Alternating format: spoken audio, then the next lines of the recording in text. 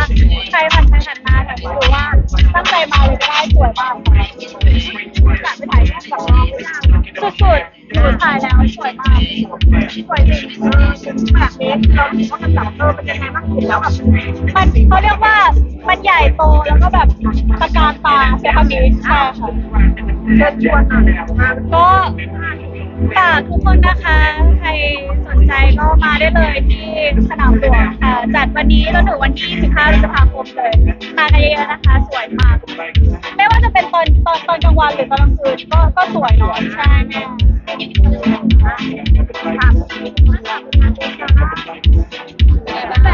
แบบฟังมากโอ้ยขอบคุณมากเลยค่ะขอบคุณมากๆค่ะ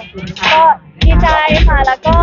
ตื่นเต้นด้วยเป็นเกียรติมากๆที่ได้เป็นนักแสดงตัวเล็กๆจากประเทศไทยไปยืนตรงนั้นก็จริงๆต้องบอกว่าปีน่ะรวบรวมพลังของทุกคนเลยเพราะว่าได้รับทุกกำลังใจเลยที่ตอนที่อยู่อเมริกาแล้วก็เพราะว่าการบินไปมันพิเศษมากคือมันไม่สามารถแบบบอกล่วงหน้าหรืออะไรได้เลยแต่ว่าแบบไปตู้ไม่นิวยอร์กไปแล้วใช่ก็เลยแบบว่าต้องขอบคุณทุกคนที่อยู่ด้วยกันตั้งแต่ไฮนิวยอร์กแล้วก็จนถึงจบตอนนี้ก็ยังมีคนแบบฟีดแบ็กพูดถึงอยู่ก็ขอบคุณมากๆเลยค่ะเห็นทุกอันนักที่อยู่ในงานนะคะทุกคนเจอความรู้สึกเป็นยังไงบ้างคะความรู้สึกก็เหมือนแม่ส่งลูกไปโรงเรียนที่แบบเพราะว่าไม่มีใครไปกับหนูเลยหนูไปคนเดียวเหมือนเรากำลังขึ้นป .1 หรือว่าป .1 ใหม่รอบหนึ่งแล้วก็โอเคมาเลยค่ะก็ตื่นเต้นแล้วก็รู้สึกว่าโอเค look at me แบบวันนี้จะเป็นตัวเองในเวอร์ชันที่ดีที่สุดแล้วก็อยู่ตรงนั้นก็ต้อง the show must go ค่ะเพราะว่าพี่ๆทุกคนคือแบบสเปเชียลมากแล้วก็มันเหมือนมันถึงอิสราเอลอ่ะมันเหมือนไม่มีจริงแต่ว่ามันเป็นความจริงใช่เรามีซ้อมมีอะไรหนักไหมก่อนไปมีการซ้อมยังไงบ้างไหมคะก็จริงๆก่อนไปคือฝึกภาษาอังกฤษเยอะเลยค่ะใช่เรียนภาษาอังกฤษแล้วก็เพิ่ม power ในตัวเองแล้วว่าแบบว่าไปยืนตรงนั้นมันก็ต้องใช้ confidence ใช้หลายๆอย่างเยอะขึ้นก็ทั้งหัวใจทั้งร่างกายก็เตรียมพร้อมเพื่อมิสกาลาเลยนี่แล้วก็มีหลายคนดังไหมคะก็มีบ้างเพราะว่าอยู่ในนั้นคือมีแต่คนแบบ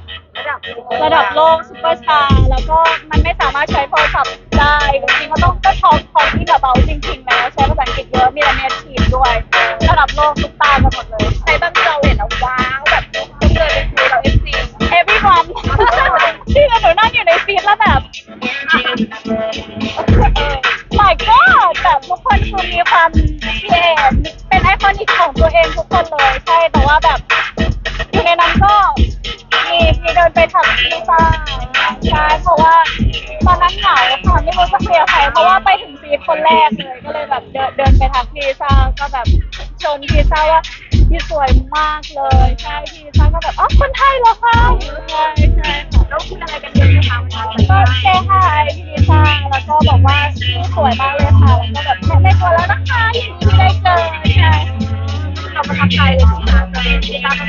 คือติดตามพี่อยู่แล้วด้วยแล้วพอได้มีโอกาสก็แบบว่าเซฮายใช่ค่ะความภูมิใจเป็นที่ใหญ่ค่ะคนไทยที่ดีแล้วหนูว่ามันเป็นอะไรที่สเปเชียลมากๆคือพี่น่ะไปในนามแบรนด์แอมบาสเดอร์ของวาเลนติโน่ใช่ไหมคะก็ต้องแบบพรีเซนต์แบรนด์ด้วยแล้วก็มันตื่นเต้นมากๆเพราะว่างานมันแบบค่อนข้างเขาเรียกว่าอะไรอ่ะสเปเชียลแล้วก็มันไม่ได้เกิดขึ้นง่ายๆกับเราใช่มันเหมือนแบบความฝันเป็นจริงอ่ะใช่ค่ะเป็นจริงเป็นคนที่สร้างคุณค่าทางสื่อเป็นระดับ4จริงๆขอบคุณแฟนคลับที่ทุกคนเลย